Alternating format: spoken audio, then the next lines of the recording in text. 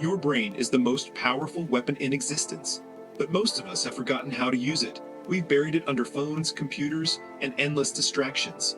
That's all great for staying up to date, but when life hits, when you're drowning in depression, facing loss, or walking through your darkest hour, you can't Google your way out of that. In those moments, you are alone.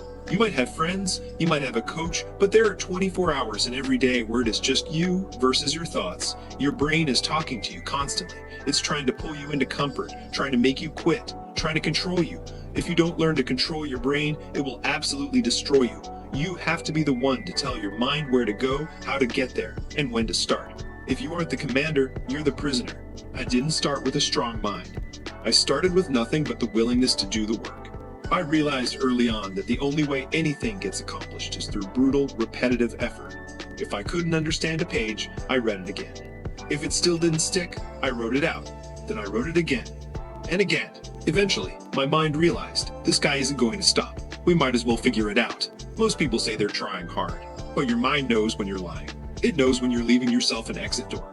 I decided to close every exit. I gave myself no way out. When your brain realizes there is no retreat, it does something miraculous. It adapts. It overcomes. It stops fighting the process and starts fueling the progress. You have to change your new normal. Most people run from suffering, but you have to learn to live in it. You have to reach a point where being broken, being tired, and being pushed to the limit is just another Tuesday. When you immerse yourself in the challenge, you stop being a victim of the circumstances and you become the owner of the environment. I learned to duct tape my soul back together and keep moving. My mind became tougher because I forced it to operate in the fire.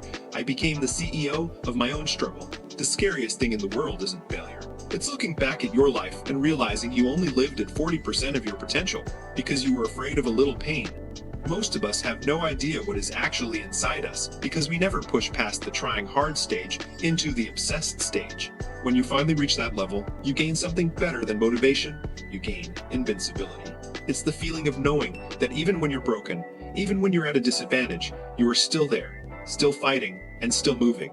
You can tap into a reservoir of power that most people will never even see. People ask me how I find peace in all this suffering.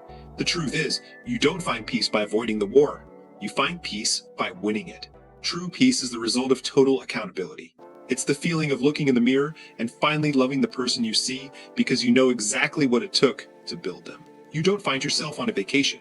You find yourself in the trials, the tribulations, and the refusal to quit.